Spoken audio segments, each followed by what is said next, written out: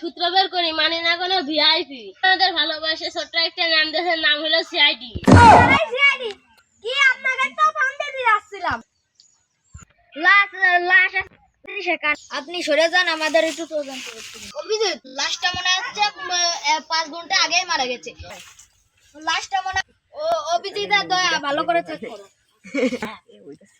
ভালো করে চেক করো। আর মনে হচ্ছে এর ঘাড় ভেঙে গেছে এই জায়গা থেকে। আর এই লাশটাকে তো কোনো কিছু পাওয়া যাচ্ছে না। অভিজিৎ, তাড়াতাড়ি অ্যাম্বুলেন্সকে ফোন করো। ফরেনসিক ল্যাবে তাড়াতাড়ি নিয়ে যাও। শালুকাকে ভালো করে লাশটা দেখতে বলো।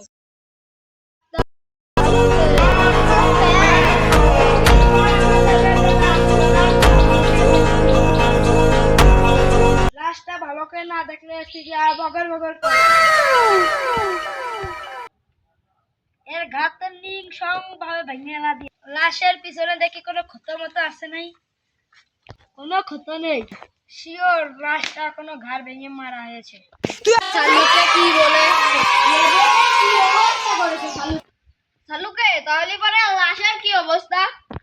স্যার, ঘাড় ভেঙে দেওয়ার কারণে মৃত্যু হয়েছে। শালুকে, লাশ থেকে কি কোনো ফিঙ্গারপ্রিন্ট পেয়েছো? না, পাইনি। তোমার লেবের কি অবস্থা করেছো? সংসার চলে না, টিংমিং বেজে সংসারের কাজে লাগাই। স্যার, বহুত দিন পরে কোনো কেস পাইনি।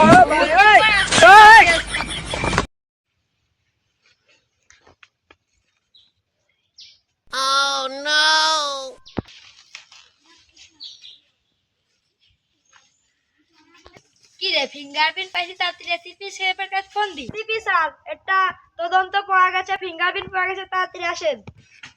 হ্যাঁ, ফিঙ্গারপ্রিন্ট পেয়েছো? দাঁড়াও, তাড়াতাড়ি আমরা আসতেছি।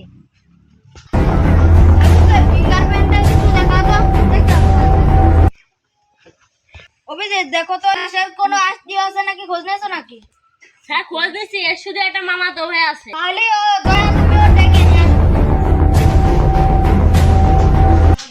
আরে এই যে ধরে আনিছে মামাতো ভাই, ওই লাশে যে ফিঙ্গারপ্রিন্ট পাওয়া গেছে ওটা একটু দেখো। ফিঙ্গারপ্রিন্টের সাথে ওর ফিঙ্গারপ্রিন্টটা ম্যাচ করো। ঠিক আছে স্যার, সত্যি করে বলো তুমি তোমার মামাতো ভাইকে মারেছো না? স্যার, আমি মারিনি।